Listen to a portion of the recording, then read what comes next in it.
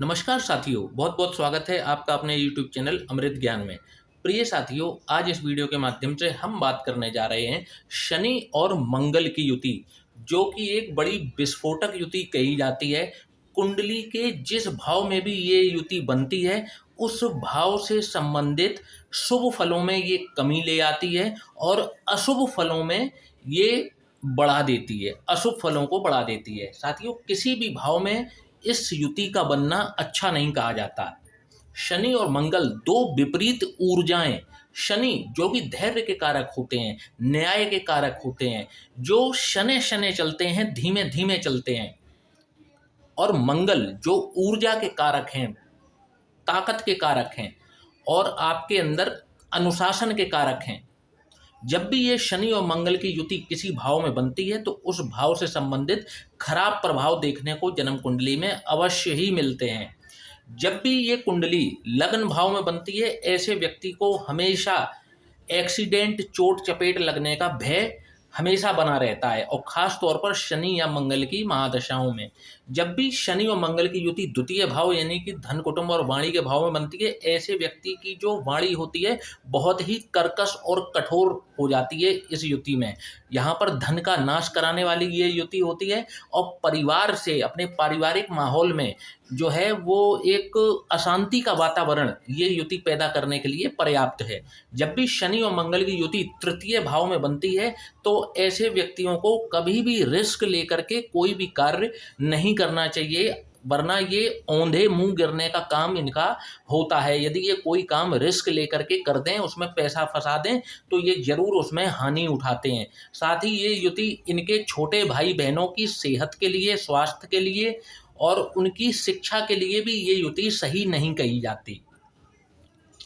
जब भी शनि और मंगल की युति चौथे भाव में बनती है तो आप देखेंगे कि ऐसे व्यक्ति की माता को कष्ट प्राप्त होते हैं इस युति में, और भूमि, भवन, वाहन से संबंधित किसी न किसी प्रकार के लिटिगेशन में ये जरूर फंस जाते हैं। यदि ये प्रॉपर्टी खरीद लेते हैं तो भूमि, भवन, वाहन से संबंधित किसी न किसी लिटिगेशन में ये फंस जाएंगे, और भूमि, भवन, वाहन का जो इनको शुभ परिणाम है वे भी कम ही मिलेंगे। पंचम भाव में जब भी शनि और मंगल की युति बनती है तो ये संतान के लिए कष्टदायी होती है। शिक्षा व्यक्ति की जो है कई बार जो है अधूरी रह जाती है, या ज़्यादा शिक्षित व्यक्ति नहीं हो पाता, और इनकी संतान के लिए भी ये युति कहीं से भी अच्छी नहीं कही जाती।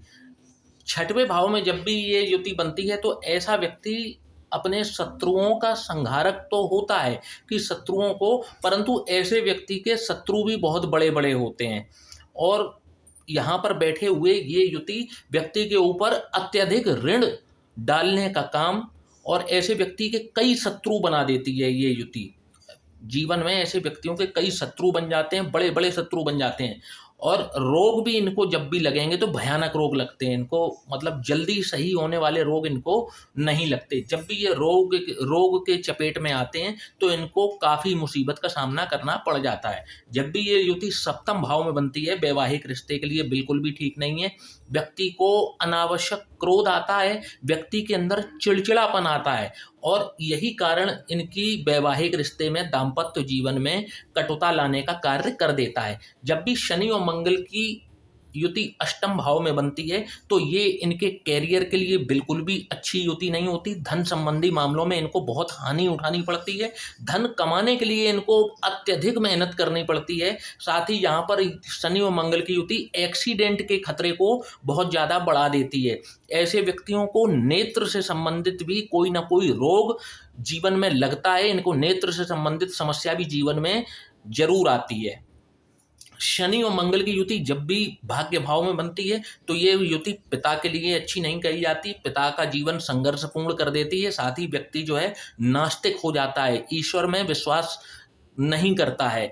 और जब भी इनकी दशाएं, महादशाएं चलेंगी, शनि और मंगल की या किसी की भी महादशा इन दोनों में से चलेगी, अंतरदशा चलेगी, व्यक्ति का भाग्य जो है वो करवट जैसे ले लिया हो इनसे।